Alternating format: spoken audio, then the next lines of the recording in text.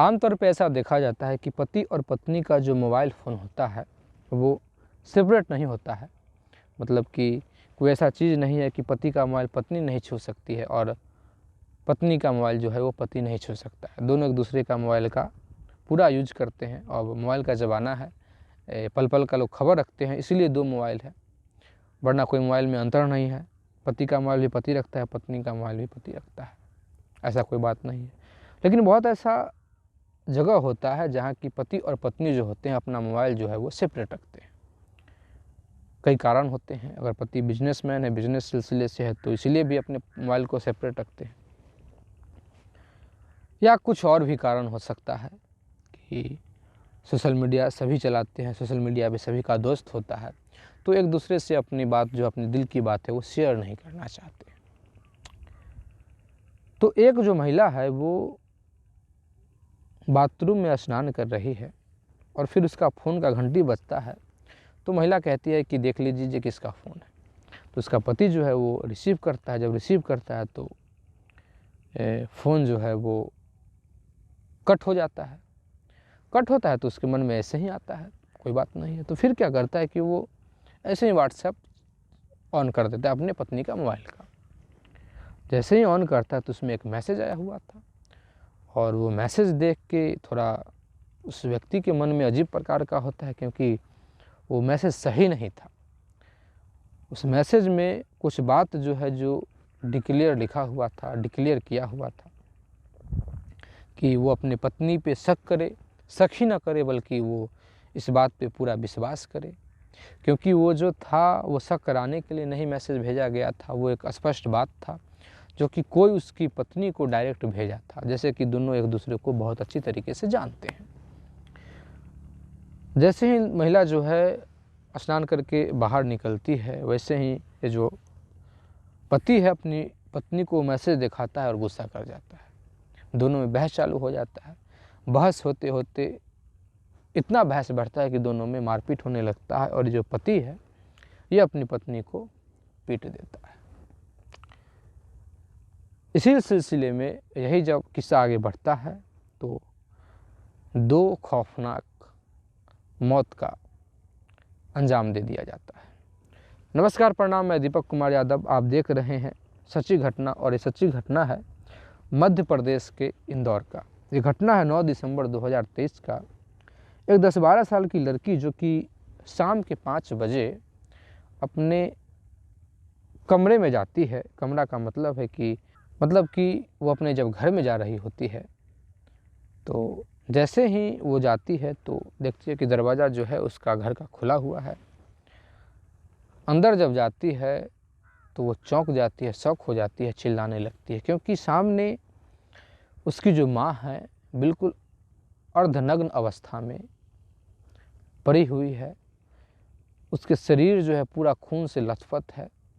वो बेटी ही थी जो अपनी माँ को पहचान सकती है, दूसरा कोई नहीं पहचान सकता है, उतना उसके शरीर पे खून लगा हुआ है और खून निकला हुआ है। फिर जब लड़की जो है नज़र थोड़ा फेरती है, थोड़ा दूसरी ओर करती है, तो पता चलता है कि बगल में ही बेड के नीचे एक और लाश पड़ा हुआ है। एक और जो व्यक्ति है जो कि इस लड़की का मामा होता है, वो भी बिल्कुल अर्धनग्न अवस्था में है और फिर उसके शरीर से भी बहुत सारा खून गिरा हुआ है, वो भी मरा हुआ है। लड़की देख के चिल्लाने लगती है, ज़ोर ज़ोर से चिल्लाने लगती है। जैसे ही ये बात हल्ला होता है तो वहाँ भीड़ इकट्ठा होता है। जब भीड़ इकट्ठा होता है तो किसी को पहचानने में देर नहीं लगता है कि दोनों भाई बहन हैं। सभी कहता है कि आखिर क्या बात है भाई, क्योंकि दोनों अर्धनग्न अवस्था में हैं और बहुत सारा सवाल चल रहा था कि आखिर किसने मारा, ऐसा घटना का अंजाम किसने दे दिया। तुरंत जो है जो पुलिस को इन्फॉर्म किया जाता है। जब पुलिस को इन्फॉर्म किया जाता है तो पुलिस मौका पर पहुंचती है, दोनों को पोस्टमार्टम के लिए ले जाती है। दोनों को जब पोस्टमार्टम के लिए ले जाती है तो पता चलता है कि दोनों के ऊपर इतना वार किया गया है, इतना वार किया गया है कि यह गिनना मुश्किल है कि आखिर कितना वार किया गया है। मतलब कि तब तक मारा गया है जब तक ये दोनों मर ना जाए। ऐसा नहीं कि मार के छोड़ दिया अपने आप दम निकल जाए, नहीं, तब तक काटा गया, तब तक इस पे वार किया गया कि इसका प्राण न निकल जाए। और फिर वार है चाकू और तलवार से। अब बात होता है कि आखिर भाई ये बात को सुलझाया कैसे जाए, कुछ पता नहीं चल रहा है। अब क्या है कि पुलिस जो है जो तुरंत कई अपना जो टीम होता है, फॉरेंसिक टीम, चाहे बहुत अलग अलग टीम होता है, वो सब एक टीम का गठन होता है।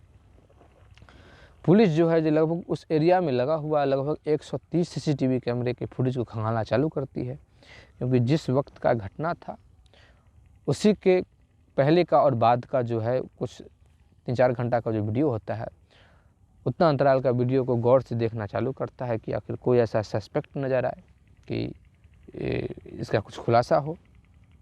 और तब तक पुलिस जो है जो 50 सस्पेक्ट जो होता है उसमें से 7 को हिरासत में लेके पूछ भी चुका है। कई प्रकार से पूछा पुलिस ने, करा मतलब ठोस लहजे में भी पूछा, लेकिन पुलिस को कुछ हाथ नहीं लगा। पुलिस को लगा कि ये नहीं है, ये कातिल नहीं है, क्योंकि पुलिस को पता हो जाता है कि हम जिससे पूछ रहे हैं अगर इसने गलत किया है तो अपना जुर्म ज़रूर कबूल करेगा। फिर जो पुलिस का जो मेन ध्यान आता है सीसीटीवी कैमरे पे आता है। तो सीसीटीवी कैमरे को जब खंगाला जाता है तो उसमें से एक जो महिला है, ये दिखता है कि ये महिला क्रॉस करती और फिर ये महिला थोड़ी देर बाद लगभग 1 घंटा 1.5 घंटा के बाद फिर वापस आती हुई दिखाई देती है। सभी को उस पर थोड़ा सा संदेह होता है कि ये हो सकता है।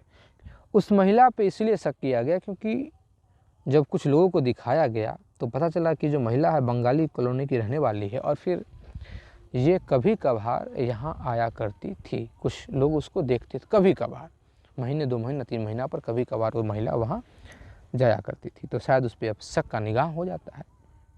पुलिस जो है जो उस महिला को हिरासत में लेती है, उससे पूछताछ प्रारंभ करती है। महिला इधर उधर की बातें करने लगती है, इधर उधर घुमा रही थी, लेकिन थोड़ा देर के बाद महिला जो है जो अपना जो पूरा जो जुर्म है वो कबूल कर लेती है। फिर सारा बात जो है वो महिला रख देती है। दरअसल ये जो महिला मरी है इसका नाम है सरिता ठाकुर और ये ब्यूटी पार्लर संचालिका है। ये ब्यूटी पार्लर चलाती है।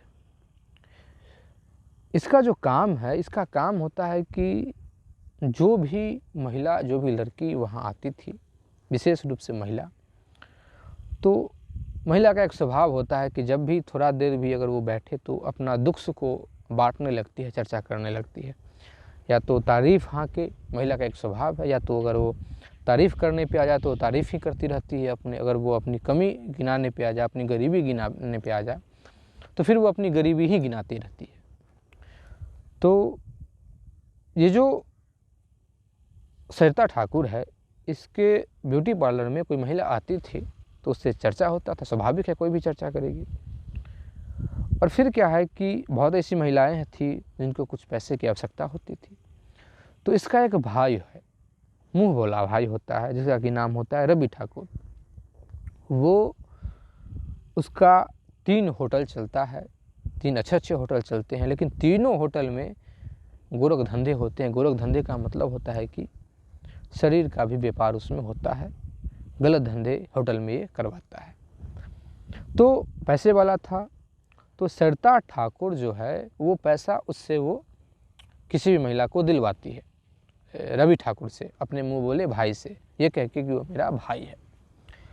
अब क्या होता है कि कोई पैसा चुका पाती है, कोई नहीं चुका पाती है। तो जो थोड़ा भी चुकाने में लेट करती है तो ये सरिता जो ठाकुर है ये ऑफ़र कर देती है कि तुम्हारा पैसा माफ़ हो जाएगा अगर तुम मुझसे होटल में जाके मिल लो। बहुत ऐसा है कि इस बात के लिए मान जाती है। इसके साथ भी यही हुआ था। ये जो पिंकी नाम की जो महिला है, इसकी भी जो मुलाकात है वो सरिता ने करवाई थी और शायद इसी तरीके से करवाई थी। लेकिन जब पहली बार पिंकी जाती है रवि के साथ, तो रवि ठाकुर के साथ, तो रवि ठाकुर जो है जो एक वीडियो क्लिप बना लेता है, पूरा न्यूड नग्न का वीडियो क्लिप था। उसमें रवि ठाकुर भी होता है, ये महिला भी होती है। एक बार चली आती है तो फिर बार बार उस महिला को वीडियो दिखा के, उसको वीडियो के बारे में बता के और बुलवाता है और फिर उसके साथ वही काम कर रहा था जो महिला शायद एक बार अपनी मर्जी से गई थी।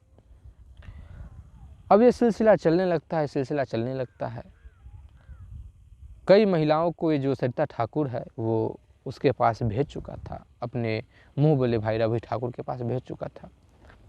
कई बार ये जो पिंकी जो है ये रवि ठाकुर के होटल में भी जा चुकी थी, उससे मिल चुकी थी, कई बार सरिता ठाकुर के घर पे भी मिल चुकी थी इससे जाके। अब क्या होता है कि एक रोज़ ये जो पिंकी है ये बाथरूम में स्नान कर रही होती है तो इसका मोबाइल पे फ़ोन बजता है और फिर उसका पति जो है वही उसका मोबाइल चेक करने लगता है तो वही रवि ठाकुर का मैसेज आया हुआ था और वो मैसेज पूरा डिक्लेयर कर चुका था कि दोनों के बीच में अवैध संबंध चल रहे हैं।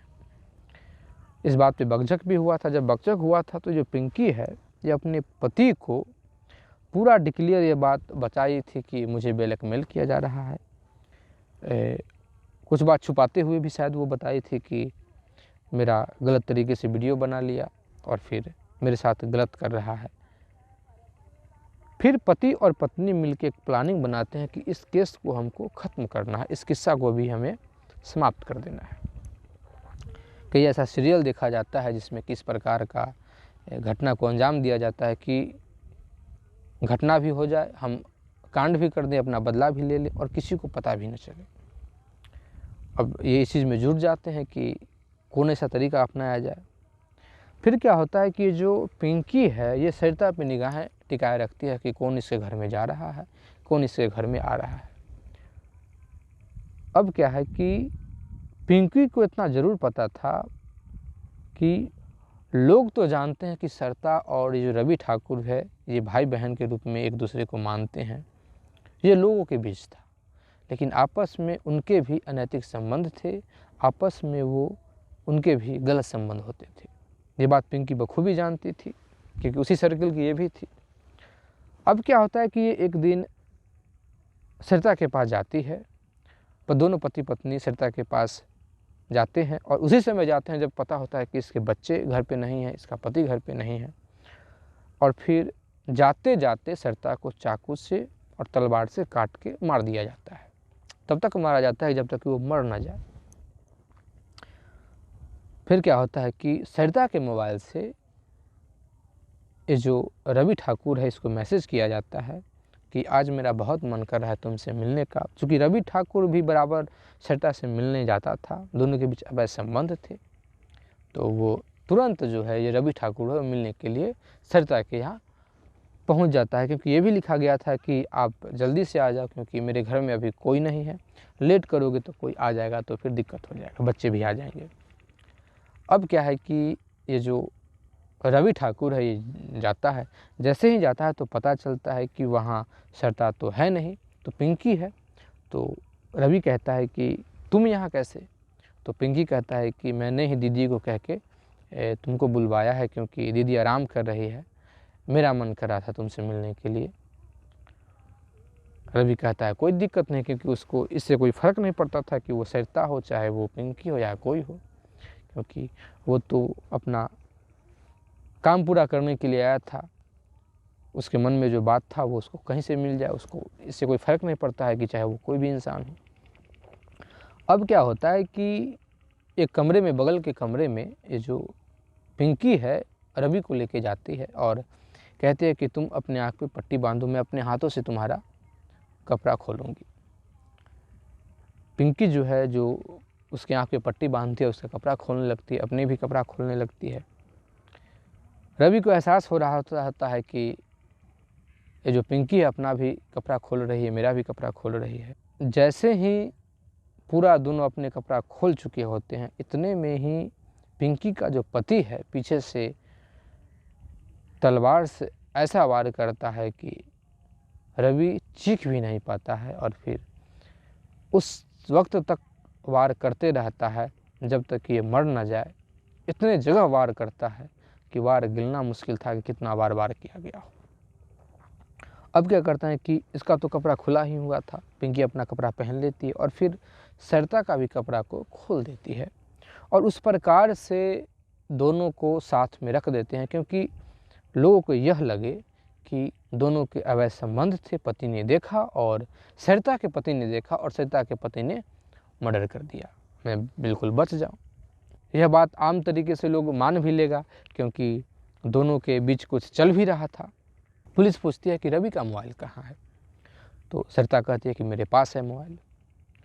तो मोबाइल जब देती है तो पता चलता है कि वो जो पिंकी कह रही बिल्कुल सही कह रही थी, क्योंकि रवि के मोबाइल में ऐसा बहुत सारा वीडियो मिलता है जिसमें कि वो रवि और कोई और महिला है, वो दोनों गलत स्थिति में हैं और शायद उस स्थिति का वीडियो होता है जिस स्थिति में जाके दिखा के ब्लैकमेल किया जा सकता है। जब मोबाइल का पूरा चेक किया जाता है, कॉल का डिटेल्स चेक किया जाता है, तो पता चलता है कि दोनों में भी अवैध संबंध वास्तव में थे। सरिता और रवि ठाकुर में भी झूठ के ही ऐसे ही मुंह बोला भाई बहन बाहर से कहते थे, और फिर अलग अलग महिलाओं के साथ रवि का आपत्तिजनक वीडियो भी था जो कि दिखा के ब्लैकमेल करता रहा होगा। ये पिंकी बिल्कुल सही कह रही है। चाहे कुछ भी हो, इस महिला को पुलिस के पास पहले जाना चाहिए था। ब्लैकमेल अगर हो रहा है तो इसका इन्फॉर्म पुलिस को करना चाहिए था, क्योंकि महिला भी पहले खुद गई थी, और जब ब्लैकमेल हो रहा था तो फिर पुलिस के पास जाना चाहिए था। और अगर इस प्रकार से अगर हत्या करता है तो फिर हत्या का सज़ा तो मिलेगा ही मिलेगा। चाहे आप कितना भी साजिराना तरीके से अगर क्राइम करते हैं तो फिर उसका सज़ा आपको मिलता है। चाहे जो भी गलती किया उसका सज़ा मिलता है। इस व्यक्ति ने गलत किया, उस महिला ने गलत किया तो उसका भी सज़ा उसको मिला, और ये जो गलत किया है इसका भी सज़ा इसको मिलेगा। अगर आप इसी तरीके का और भी वीडियो देखना चाहते हैं तो प्लीज़ हमारे चैनल को सब्सक्राइब कीजिए, लाइक कीजिए, कमेंट कीजिए, शेयर कीजिए। जय हिंद, जय भारत।